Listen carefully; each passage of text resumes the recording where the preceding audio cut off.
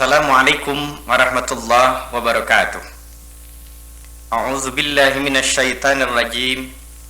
Bismillahirrahmanirrahim. Alhamdulillahi rabbil alamin.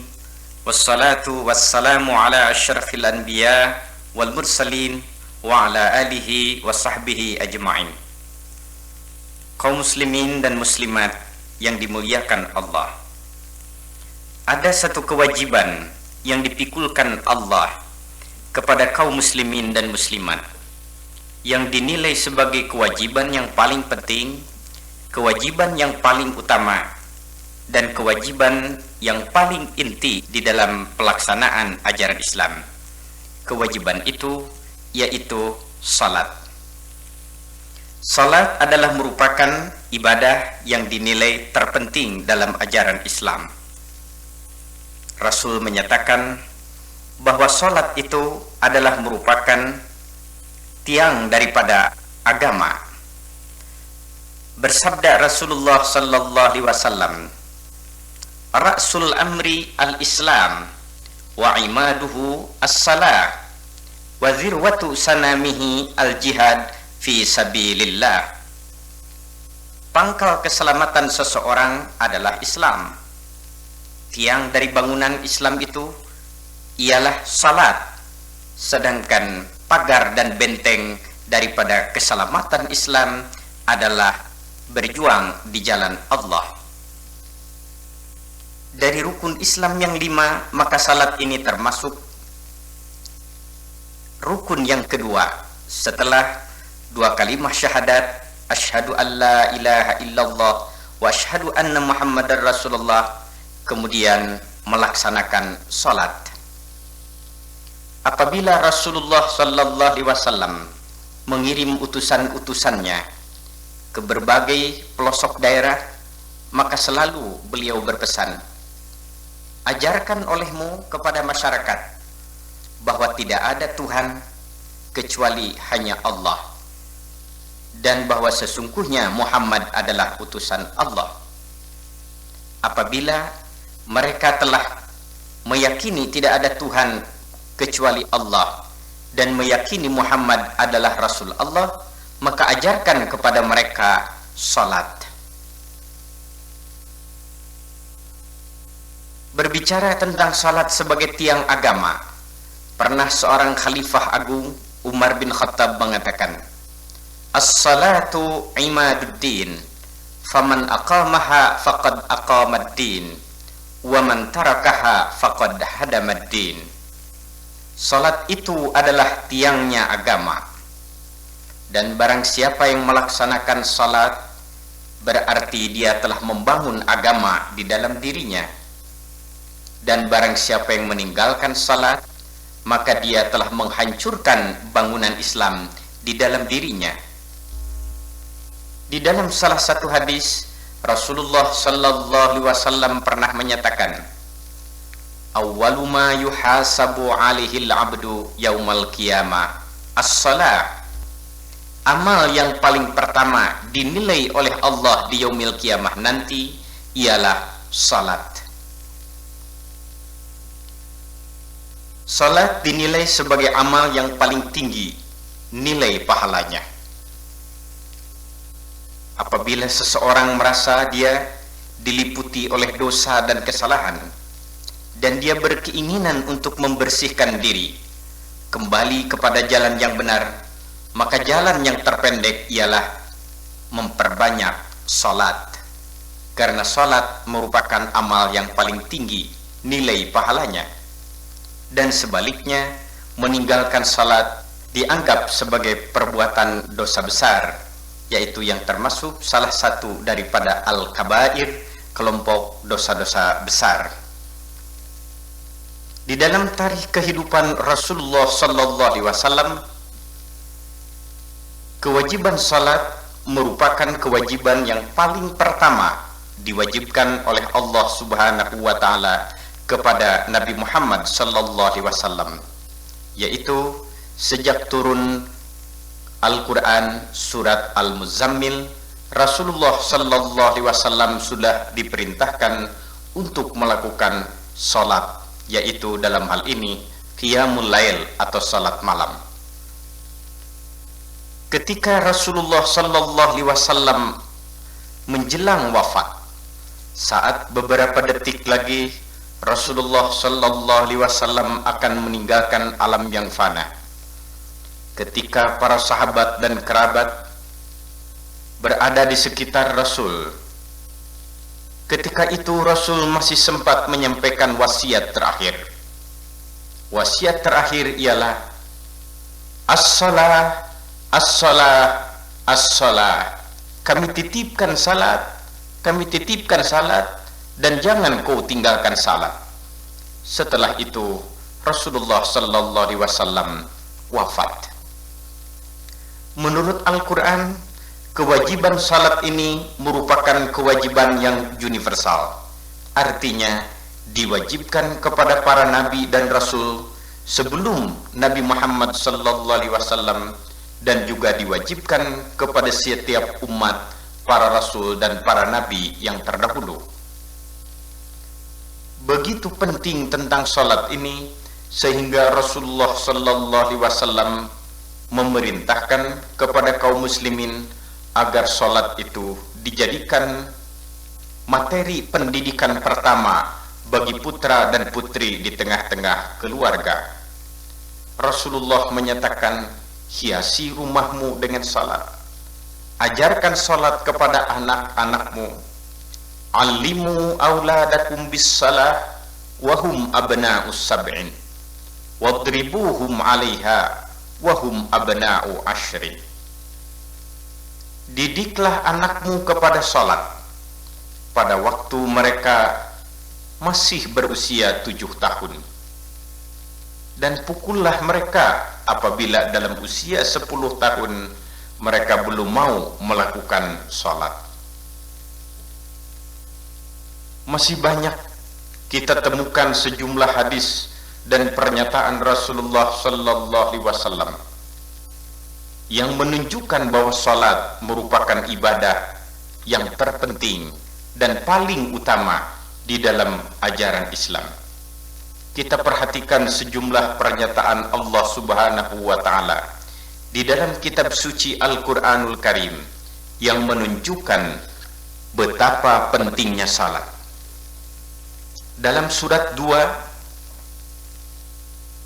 sejak ayat pertama di mana Allah Subhanahu wa taala menyatakan, Alif Lam Mim, Zalikal kitab la raiba fihi hudal lil muttaqin. Quran ini tidak diragukan lagi, pasti menjadi petunjuk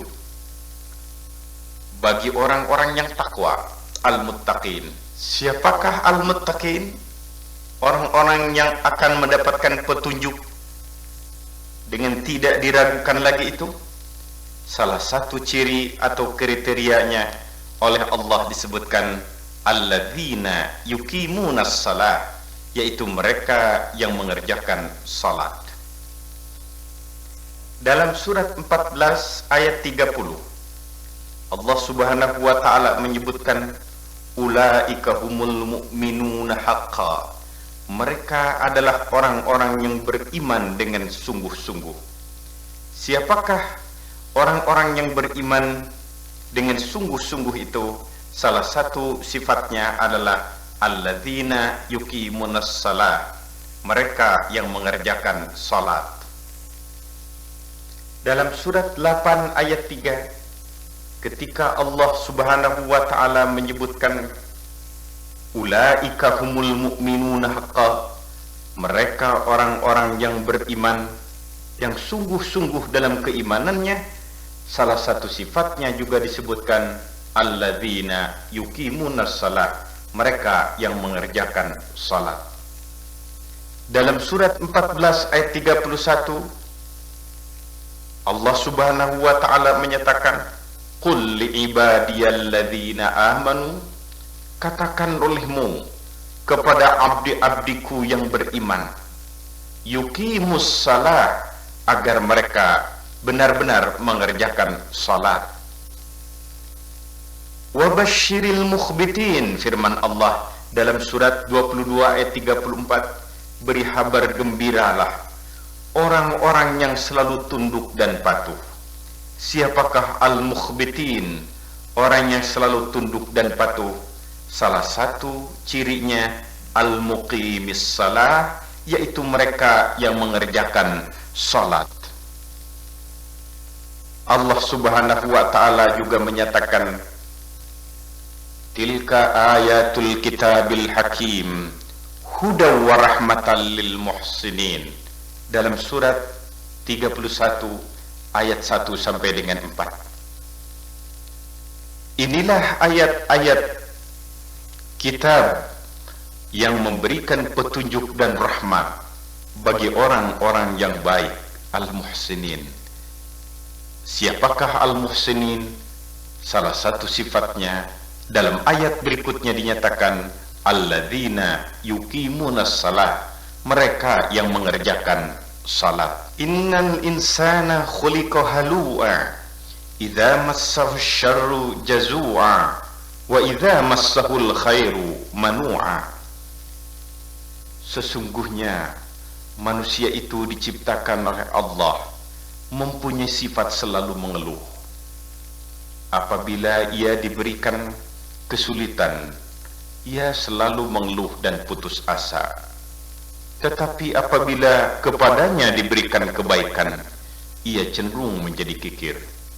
Illal musallin, kecuali orang-orang yang melakukan salat. Dalam surat 23 ayat 1, Allah juga berfirman, qad aflahal mu'minun, pasti bahagia orang-orang yang mukmin itu, yaitu orang mukmin yang dinyatakan oleh Allah alladzina hum ala salawatihim yuhafizun, yaitu mereka yang mampu memelihara salatnya dengan sebaik-baiknya. Ketika Allah Subhanahu wa ta'ala menyatakan ulaika fi jannatim mukramun, mereka itulah orang-orang yang mendapatkan anugerah surga serta dimuliakan oleh Allah. Salah satu cirinya juga dinyatakan alladzina hum ala salatihim yuhafizun, yaitu mereka yang memelihara salat. Wa ibadur rahman alladzina yamshuna 'alal ardi haunan wa idza khatabahumul jahiluna qalu salama. Dan abdi-abdi Allah yang mampu berjalan di atas bumi itu dengan penuh dignity, dan apabila orang-orang yang bodoh memperolok-olokkan dirinya, ia hanya mengatakan selamat. Cirinya ialah alladzina yabituna li rabbihim sujada wa qiyama, yaitu orang-orang yang mau melakukan salat, sujud dan berdiri. Pada saat Allah menggambarkan pergantian satu generasi dalam surat 59 ayat 19, fakhalafa min ba'dihim khalfun adha'us salat wattaba'us syahawat fasawfa yalqauna ghayya. Bergantinya satu generasi tua dengan generasi muda yang melalaikan salat dan mengikuti syahwat hawa nafsu, maka generasi itu akan menghadapi kehancuran. Sampai-sampai oleh Allah dinyatakan bahwa mengerjakan salat adalah merupakan ciri penting daripada seorang yang dinilai sebagai pemimpin yang baik. Innama waliyukumullah wa rasuluhu walladzina amanu alladzina yuqimunas salat. Hanya saja pelindung dan pemimpinmu itu adalah Allah, Rasul Allah, dan orang-orang mukmin yang mengerjakan salat. Sampai Nabi Ibrahim alaihissalam menjadikan sebuah doanya yang dicantumkan di dalam Al-Quranul Karim untuk dijadikan teladan bagi umat Islam, ialah doa agar keturunannya terdiri dari keturunan yang mau melakukan salat. Rabbi ja'alni muqimas salah wa min dzurriyyati Rabbana taqabbal doa. Tuhan, jadikanlah aku dan keturunanku terdiri dari orang-orang yang melakukan salat. Tuhan kami, penuhi doa kami. Itu doa Ibrahim yang kita temukan dalam Al-Quran surat 14 ayat 40. Kaum muslimin dan muslimat yang berbahagia, manfaat serta hikmah apa yang dapat kita peroleh dengan melaksanakan salat? Allah Subhanahu wa ta'ala menyatakan, ala bizikrillahi tatma'innul qulub. Ingatlah, dengan zikrillah antara lain dengan salat akan tenanglah hati. Salah satu hikmah yang dapat kita peroleh dengan melaksanakan salat yang baik ialah kita memperoleh ketentraman rohaniah, ketenangan batin yang sering-sering merupakan persoalan yang sulit dicari di tengah-tengah tumpukan kekayaan dan ketinggian pangkat serta kedudukan. Dengan salat seharusnya kita mampu mengatasi kesedihan diri. Pada saat kita dihadapkan dengan perasaan sedih, perasaan gelisah, dan gangguan-gangguan rohaniah lainnya, pada saat itu, bagi seorang yang beriman, lakukanlah segera wudu, kemudian lakukan salat, baik salat fardu maupun salat syukrul wudu 2 rakaat. Kemudian kita berdoa sehabis salat itu, Allahumma inni a'udzubika minal hammi wal hazani. Tuhan, lindungilah aku dari keadaan duka dan keadaan sedih. Pada saat kita dalam keadaan puncak marah, pada saat itu kita harus mampu mengatasinya. Kita segera berwudu, kemudian lakukan salat, lantas kita berdoa, Allahumma rzuqni qalban mutmainnatan tu'minu biliqa'ika wa turdi biqada'ika. Ya Allah, berilah kami hati yang tenang, yang iman akan saat perjumpaan denganmu, dan rela menerima segala ketetapan daripadamu.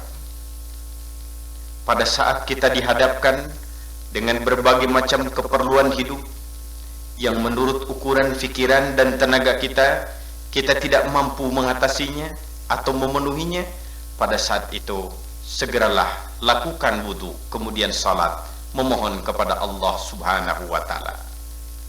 Sampai-sampai pada saat kita tidak mampu menentukan decision atau keputusan untuk memilih sesuatu, pada saat itu kita dianjurkan untuk melakukan salat istikharah, yaitu salat meminta pilihan kepada Allah, memohon petunjuk kehadiratnya. Apakah yang kita rencanakan itu akan membahagiakan kita atau akan mencelakakan kita? Doa istikharah seperti yang diajarkan oleh Rasulullah sallallahu alaihi wasallam, yang maksudnya, ya Allah, apabila yang kami rencanakan itu baik bagiku, jadikan Tuhan. Tetapi seandainya tidak baik bagiku, masa depanku, jangan kau jadikan. Hikmah lain yang dapat kita peroleh dari salat adalah latihan disiplin. Disiplin waktu. Bagi orang Islam yang melakukan salat, dia dididik untuk disiplin waktu, menghargai waktu, karena memang Islam memberikan perhatian yang sungguh-sungguh tentang pemanfaatan waktu. Seperti Allah menyatakan, wal asri, demi waktu, innal insana lafi khusrin, semua manusia itu rugi. Dengan melalui waktu, manusia adalah rugi, kecuali kalau waktu itu dimanfaatkan dengan iman, amal saleh, saling berwasiat di dalam kebenaran, dan saling berwasiat dalam kesabaran. Salat adalah merupakan ibadah yang ditentukan waktunya secara khusus. Artinya bagi orang Islam, setiap hari harus berkesadaran waktu. Karena dengan salat ia dididik untuk bisa menghargai waktu. Bahkan kepada umat Islam dianjurkan melakukan salat wajib pada awal waktu supaya dia mampu menghargai waktu. Dengan salat kita juga dididik untuk berkesadaran arah, sebab salat harus kita lakukan dengan menghadap ke arah kiblat. Bagi seorang muslim, tidak mungkin dia hidup dengan tidak berkesadaran arah, sebab sekurang-kurangnya 5 kali sehari dia harus berkesadaran arah. Dengan salat kita diperintahkan untuk wudu. Secara tidak langsung kita harus mengenal lingkungan, mencintai lingkungan hidup. Kita harus menghargai air, karena umat Islam, orang-orang yang beriman mempunyai kepentingan akan air, bukan hanya untuk minum, tetapi juga untuk ibadah.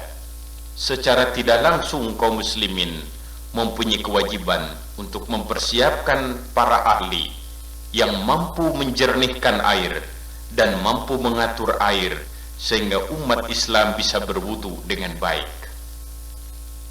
Dengan salat kita diperintahkan menutup aurat.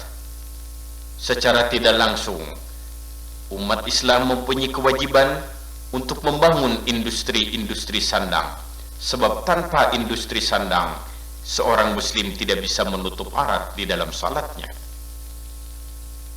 Ajaran tentang kebersihan, ajaran tentang disiplin kepada pimpinan di dalam salat berjamaah adalah ajaran-ajaran yang terkandung di dalam kewajiban salat. Hikmah lain juga yang dapat kita peroleh dari salat ialah konsentrasi. Kenapa seseorang tidak bisa belajar dengan baik? Salah satu sebabnya karena ia tidak mampu konsentrasi. Salat adalah latihan untuk konsentrasi itu, yaitu dengan praktek khusyuk di dalam salat.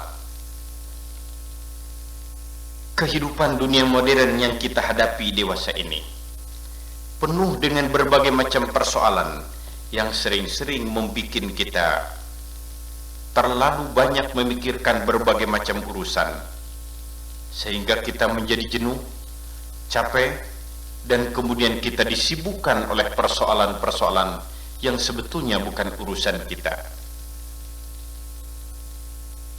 Dengan majunya peralatan di bidang komunikasi,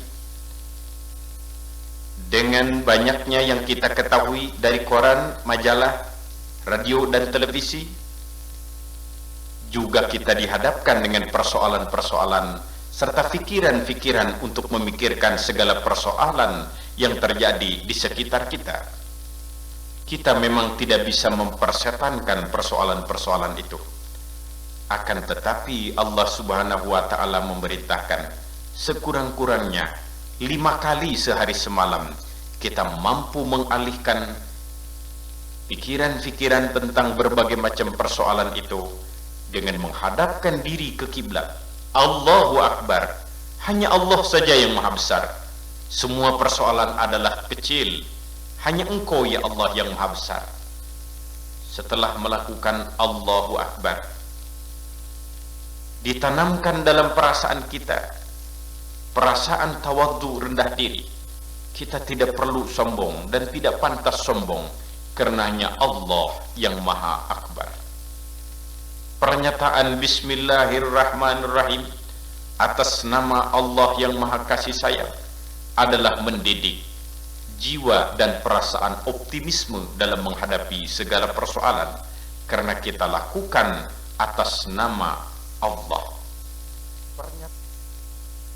Pernyataan Alhamdulillah yang berarti segala puji hanya untuk Allah mengandung satu didikan yang luhur bagi umat Islam, yaitu karena puji adalah monopoli Allah, maka tidak pantas seorang muslim dalam mengerjakan sesuatu ingin mendapatkan pujian dan penghargaan dari manusia, karena puji hanya monopoli Allah. Demikian ucapan-ucapan yang kita nyatakan di dalam salat mengandung ajaran-ajaran yang dalam bagi pendidikan rohaniah kita. Sering timbul dalam perasaan kita, salat itu sebagai sesuatu yang menambah kesibukan kita. Ketika kita dalam keadaan tidur nyenyak, kita harus bangun melakukan salat subuh. Ketika kita sedang sibuk bekerja, kita harus melakukan salat zuhur. Ketika kita istirahat selesai kerja, kita harus melakukan salat asar dan seterusnya. Tapi marilah kita renungkan bahwa ternyata salat mengandung ajaran yang dalam sekali bagi perkembangan dan kesempurnaan rohaniah kita.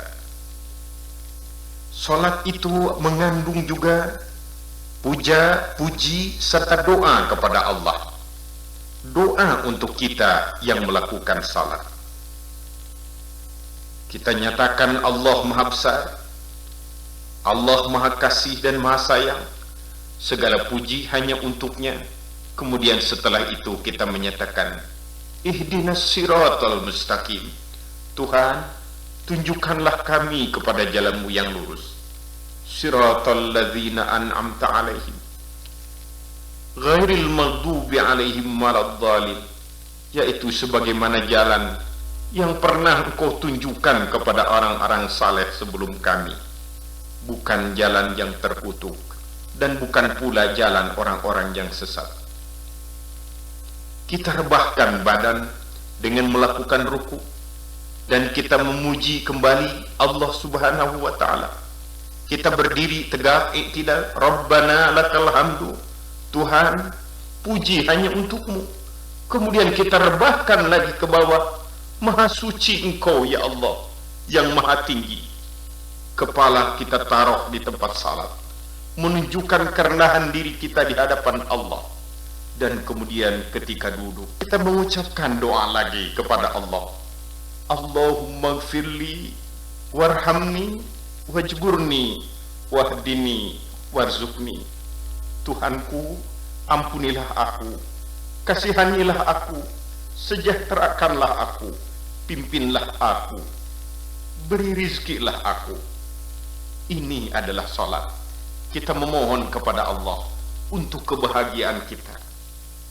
Pantas apabila Al-Quran menyatakan bahwa salat adalah tanha anil fahsya'i wal munkar, bahwa salat itu dapat mencegah perbuatan jahat dan perbuatan munkar. Dengan salat yang baik, kita mampu menciptakan diri kita menjadi orang yang baik. Untuk mendidik anak yang baik, didiklah mereka supaya mau melakukan salat. Sekurang-kurangnya, mereka selalu memohon kepada Allah, Tuhan, tunjukkan kepadaku jalan yang lurus.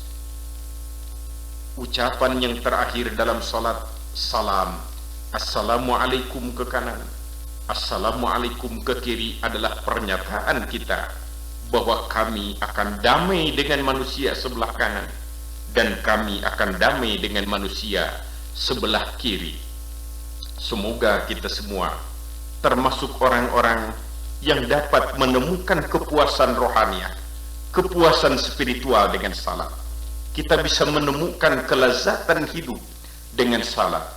Insya Allah, Allah akan memberikan bimbingan dan petunjuk kepada kita bersama. Kaum muslimin dan kaum muslimat yang dirahmati Allah, Rasulullah sallallahu alaihi wasallam pernah bersabda, "Shallu kama ra'aitumuni usalli." Lakukanlah olehmu salat sebagaimana aku melakukan salat. Al-Quran memerintahkan kepada kita agar kita melakukan salat dengan sebaik-baiknya. Bagaimana cara dan teknis pelaksanaan salat yang sebaik-baiknya itu dicontohkan oleh Rasulullah sallallahu alaihi wasallam sebagaimana yang kita dapatkan di dalam al-hadis. beberapa petunjuk praktis bagaimana teknis pelaksanaan sholat itu, marilah kita ingatkan kembali. Pertama-tama yang mesti kita lakukan adalah pelaksanaan berbagai macam bentuk rangkaian ibadah salat yang merupakan syarat daripada pelaksanaan salat tersebut, yaitu kita lakukan bersuci dari hadas, yaitu dengan jalan wudu atau mandi besar. Wudu ialah mencuci tangan sampai pergelangan, berkumur sambil menghisap air ke hidung dan mengeluarkannya, kemudian mencuci muka sampai air merata, mencuci tangan sampai dengan sikutnya, mengusap rambut kepala sambil mengusap daun dan lubang telinga, dan membasuh kaki sampai dengan dua mata kakinya. Wudu ini dilakukan apabila ada sesuatu yang keluar dari dubur atau kubul, atau karena hilang akal. Sedang mandi besar yaitu membasuh seluruh anggota badan dengan air. Caranya sebagaimana yang dicontohkan oleh Rasulullah sallallahu alaihi wasallam ialah mencuci kemaluan dengan tangan kiri, kemudian berwudu seperti wudu biasa kecuali kaki tidak dicuci, menumpahkan air kepada seluruh badan sampai merata. Ketentuan ini ada perkecualian bagi wanita.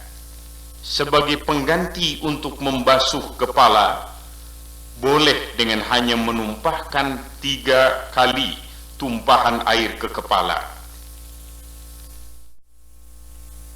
Sedang mandi besar yaitu membasuh seluruh anggota badan dengan air.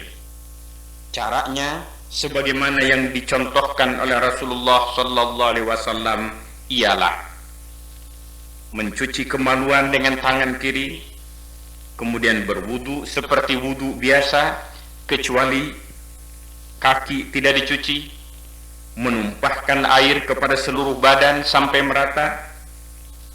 Ketentuan ini ada perkecualian bagi wanita.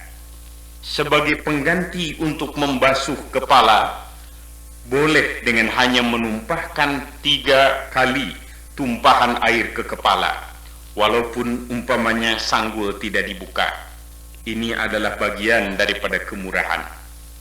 Mandi besar ini dilakukan apabila setelah selesai haid atau nifas, atau selesai melakukan hubungan seksual, atau keluar air mani.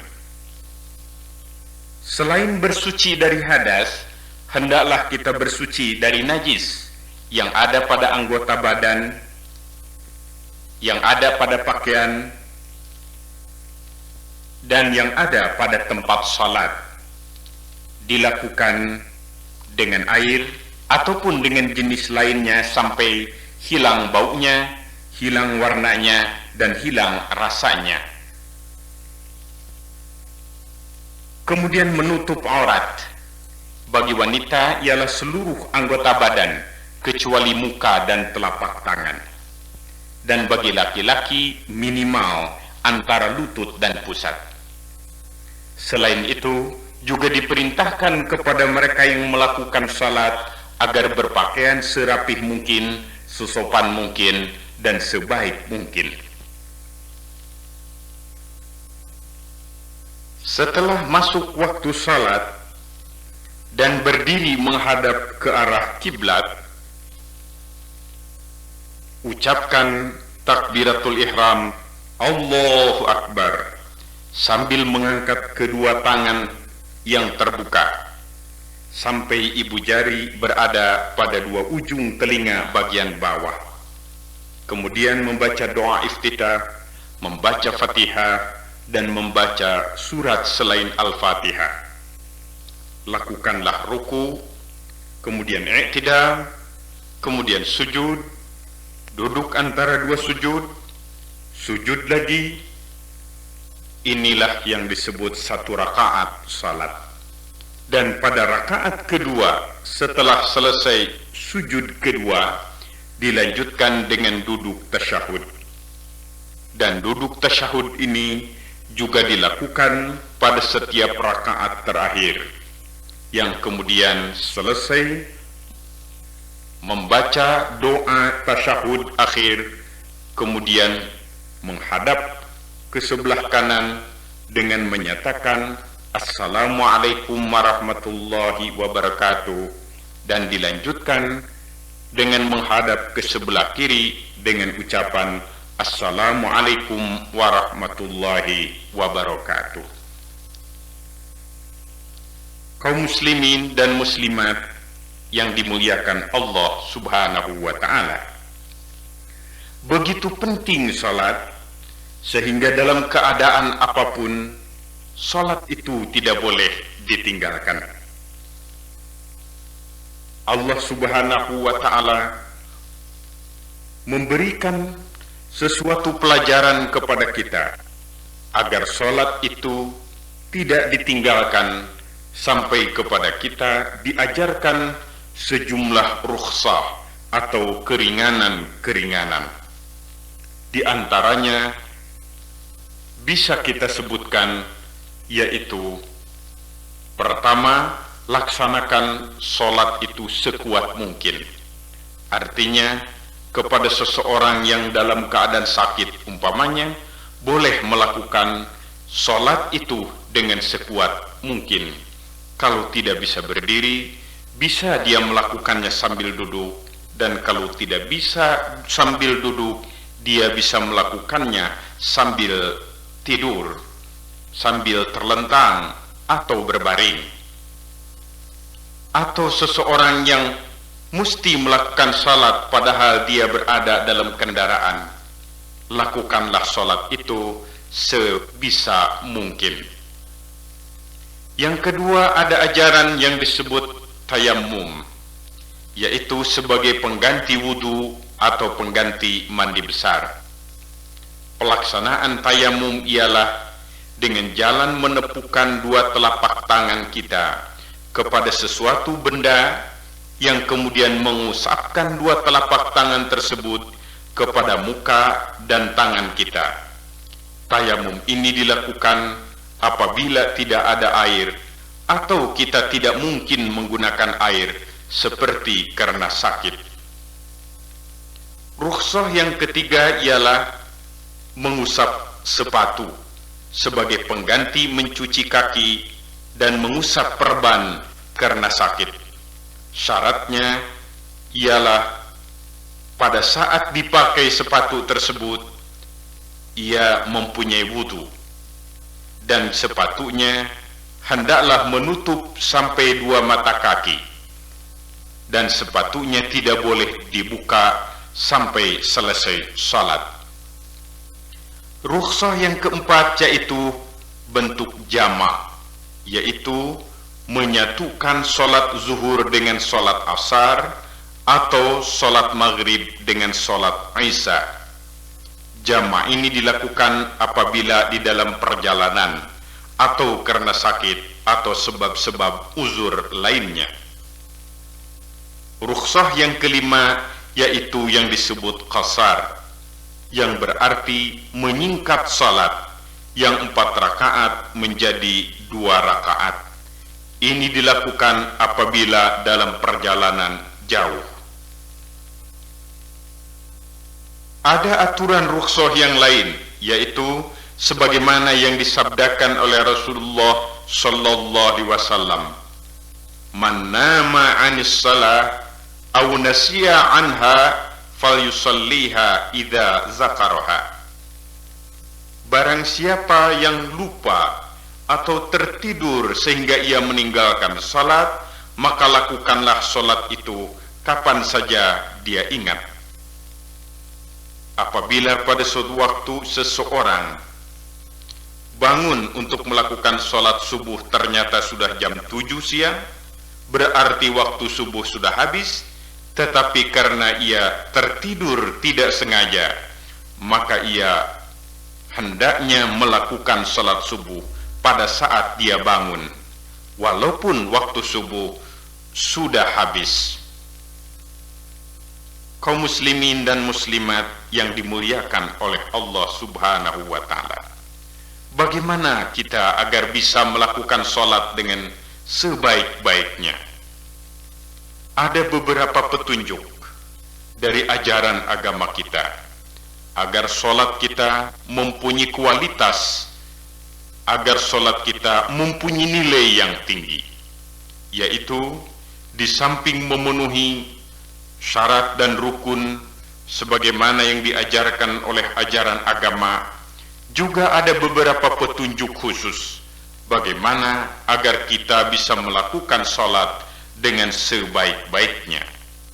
Yang pertama, lakukanlah sholat itu dengan khusyuk. Dan yang kedua, lakukanlah sholat itu dengan ikhlas. Khusyuk dan ikhlas ini berlaku untuk semua sholat. Dan yang ketiga, lakukanlah sholat itu dengan berjamaah, khusus untuk sholat fardu. Dan yang keempat, lakukan sholat itu awal waktu, khusus untuk sholat fardu. Dan juga ada anjuran, lakukanlah sholat fardu di masjid.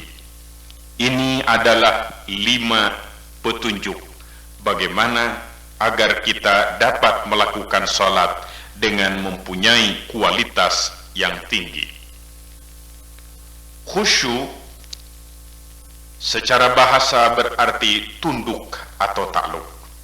Sholat khusyuk adalah sholat yang dilakukan dengan penuh kesungguhan dan dengan hati yang sungguh-sungguh menyerah kepada Allah Subhanahu wa Ta'ala.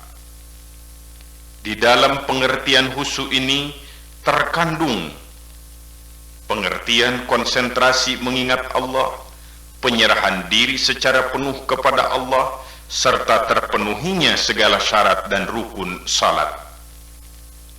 Begitu seseorang mengucapkan takbiratul ihram, Allahu Akbar, sejak itu seseorang yang sedang melakukan salat hendaknya berusaha untuk memusatkan segala daya ingatannya, segala fikirannya hanya kepada Allah Subhanahu wa Ta'ala, karena memang saat itu dia sedang menghadap Allah Subhanahu wa Ta'ala.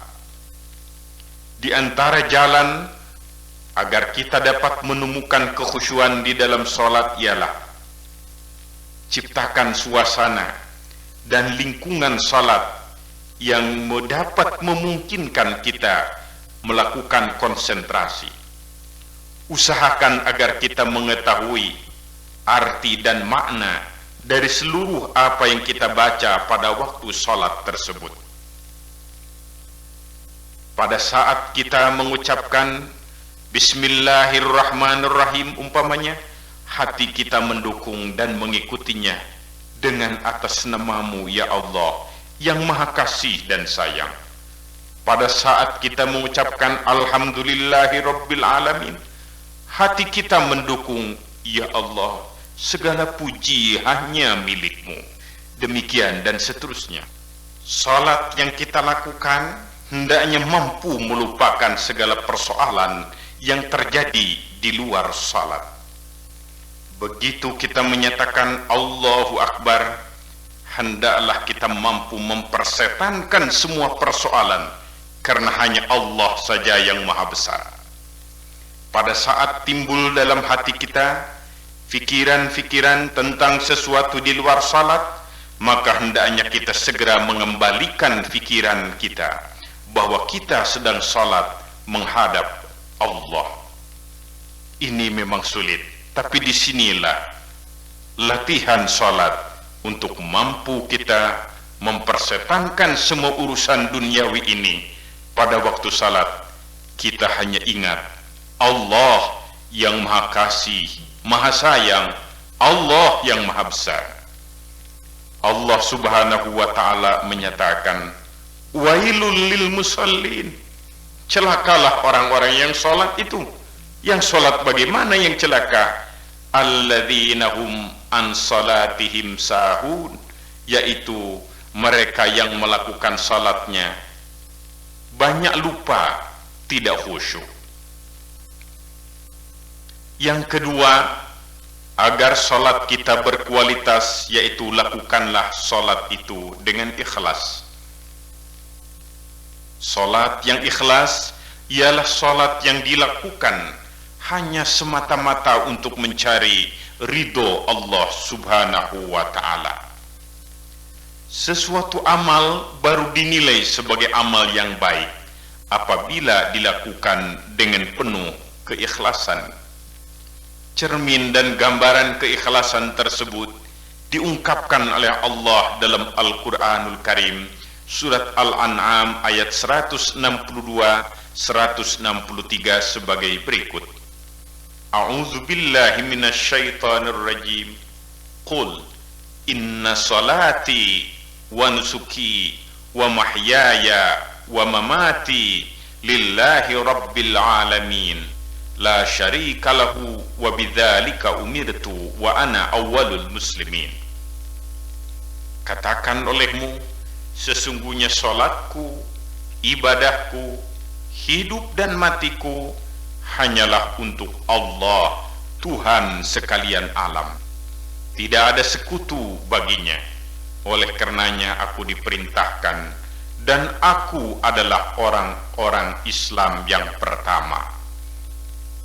Dalam surat Al-Bayyinah ayat 5, Allah subhanahu wa ta'ala menyatakan, "Wa ma umiru illa liya'budullaha mukhlishina lahuddin." Dan tidaklah mereka diperintahkan kecuali untuk beribadah kepada Allah dengan penuh keikhlasan. Rasul menyatakan, "Fatuba lil mukhlisin." Bahagialah orang-orang yang selalu ikhlas di dalam amalnya. Lawan daripada ikhlas yaitu yang disebut riya, yakni pamer. Salat riya ialah salat yang dilakukan karena ingin mendapatkan penghargaan dari manusia atau pujian daripada manusia. Nabi Muhammad sallallahu alaihi wasallam pernah berpesan, "Inna akhwafa ma akhafu alaikum asyirkul asghar." Ada sesuatu yang paling saya takutkan akan menimpa kepada umatku, yaitu musyrik kecil. Para sahabat bertanya, "Wa masyirkul asghar?" Apakah musyrik kecil itu ya Rasulullah? Rasulullah sallallahu alaihi wasallam bersabda, "Ar-riya." Musyrik kecil itu ialah riya. Demikianlah nampaknya setan itu tidak pernah putus asa. Pertama diganggunya manusia itu supaya tidak mau melakukan salat. Setelah seseorang itu tetap mau melakukan salat, dibujuknya supaya orang itu melakukan salat dengan riya, supaya dia tidak memperoleh hasil daripada salatnya. Dalam sebuah hadis qudsi ada dinyatakan tentang bahaya riya ini. Sekelompok orang-orang menyatakan di akhir nanti, "Ya Tuhan kami di dunia rajin melakukan salat, tapi dalam catatan amal kami dicatat sebagai orang yang tidak pernah melakukan salat." Maka Allah akan menjawab, "Apakah kalian tidak ingat pada saat kalian lakukan salat, sebenarnya kalian bukan mengharapkan ridho dan pahala daripadaku, tetapi kalian mengharapkan pujian dan penghargaan dari manusia. Kalau memang itu yang kau harapkan, cari saja manusia-manusia yang kau mintakan penghargaan dan pujiannya itu." Ada sementara orang yang mengatakan, "Tuhan, di dunia kami rajin bersedekah dan berinfak, memberikan sebagian harta kami, tetapi kami dicatat sebagai orang yang tidak pernah bersedekah, tidak pernah berinfak." Allah menjawab, "Apa kalian tidak ingat pada saat kalian berikan sedekah dan infak itu, sebenarnya kalian bukan mengharapkan ridho dan pahala daripadaku, tetapi kalian mengharapkan pujian dan penghargaan dari manusia. Kalau memang itu yang kau harapkan, cari saja manusia-manusia itu yang kau harapkan pujian dan penghargaannya.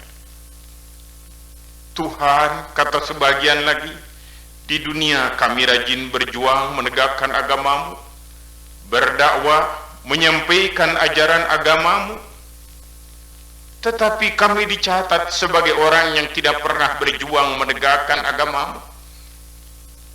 Tuhan menjawab, apa kalian tidak ingat pada saat kalian berbuat dan bekerja dengan alasan untuk kepentingan agama dan perjuangan agama? Sebetulnya kalian berniat, kalian ingin mendapatkan penghargaan dari manusia. Kalian cari popularitas. Kalau memang itu yang kau cari, cari saja manusia-manusia yang kau harapkan penghargaan dan pujiannya itu. Jangan mengharapkan ridho dan kasih sayang daripadaku.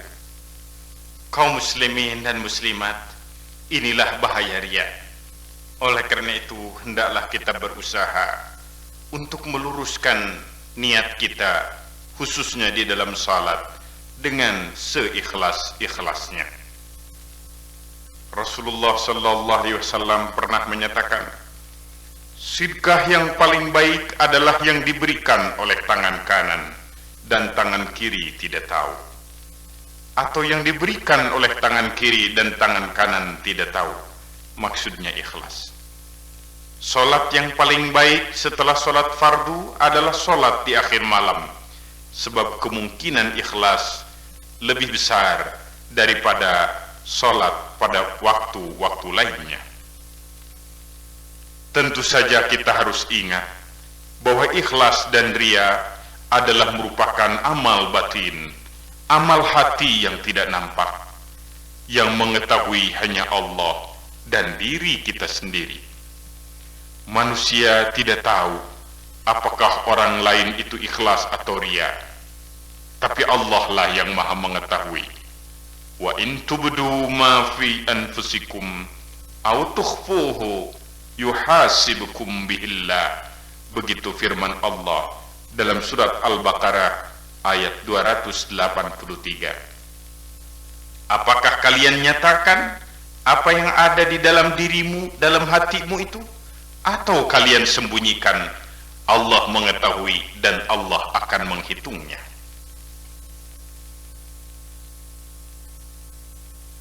Yang lain, agar salat kita mempunyai kualitas yang tinggi, yaitu berlaku khusus untuk salat fardu, lakukanlah salat itu pada awal waktu.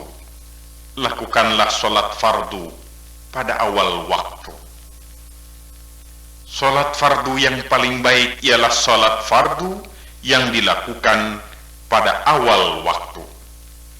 Begitu azan selesai dikumandangkan oleh muazzin, langsung kita bersiap untuk menunaikan salat. Hendaknya timbul dalam diri kita perasaan gelisah apabila pada waktunya kita belum melakukan salat. Sebaik-baik waktu salat adalah yang paling awal, dan sejelek-jelek waktu salat ialah yang paling akhir. Demikianlah Rasulullah sallallahu alaihi wasallam dan para sahabat memberikan contoh kepada kita, bahwa beliau dan para sahabat senantiasa melakukan salat fardu pada awal waktu.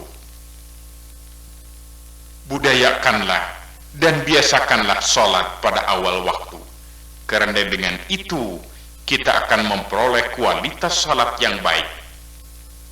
Ajarkanlah kepada putra dan putri kita agar mereka biasa melakukan salat fardu pada awal waktu. Kita coba memberanikan diri untuk meninggalkan segala macam kegiatan dan aktivitas hidup kita. Pada saat azan berbunyi, selesai azan, segera kita melakukan salat. Dan terutama sekali untuk salat fardu yang memang waktunya sangat terbatas, seperti waktu maghrib dan waktu subuh. Yang lain yaitu lakukanlah sholat fardu di masjid. Pada dasarnya setiap tanah itu adalah masjidnya umat Islam. Artinya seorang muslim boleh melakukan sholat dimanapun sepanjang tempat itu benar-benar bersih, bukan tempat najis dan bukan di atas kuburan. Akan tetapi kepada umat Islam juga diperintahkan agar di tengah-tengah lingkungan masyarakat Islam ada suatu tempat khusus yang dibangun untuk pelaksanaan sholat yang kemudian dikenal dengan masjid.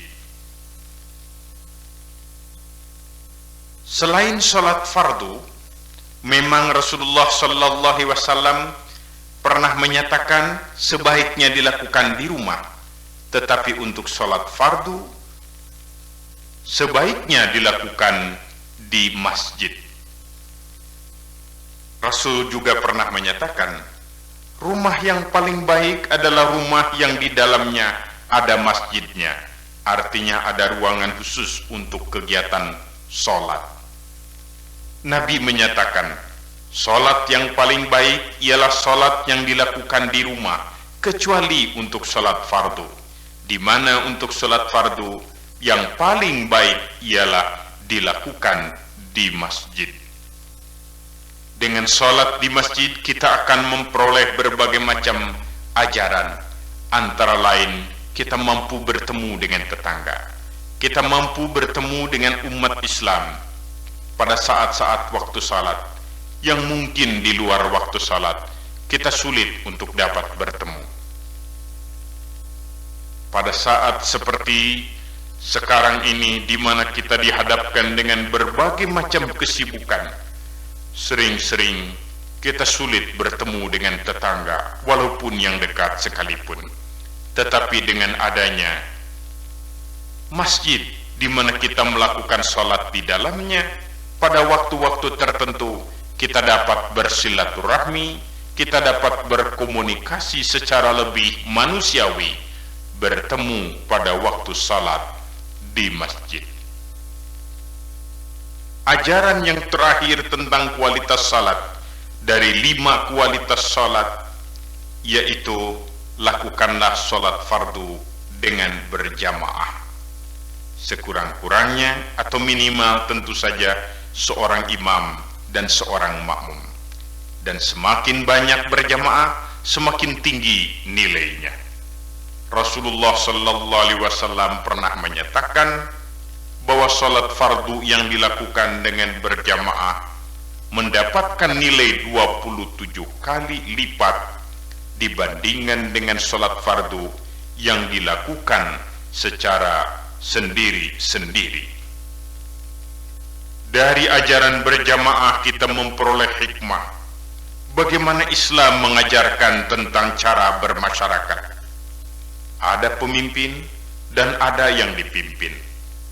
Kalau seseorang sudah setuju mengangkat temannya menjadi imam, maka dia mempunyai kewajiban untuk mematuhi imam itu, sebagaimana dilambangkan di dalam salat. Ketika imam melakukan khilaf, seorang makmum tidak boleh diam membiarkan imam dalam keadaan salat. Ia harus mengoreksinya dengan meluruskan bacaan yang salah, dengan membaca subhanallah pada saat sesuatu bentuk salat ditinggalkan, dan beberapa petunjuk-petunjuk yang digambarkan di dalam cara berjamaah. Demikianlah kaum muslimin beberapa petunjuk dari ajaran agama kita agar kita dapat melakukan salat dengan sebaik-baiknya sebagaimana yang dicontohkan oleh Rasulullah Sallallahu Alaihi Wasallam. Semoga kita senantiasa mendapatkan taufik dan hidayah dari Allah Subhanahu wa Ta'ala untuk dapat melakukan salat dengan sebaik-baiknya. Wassalamualaikum warahmatullahi wabarakatuh.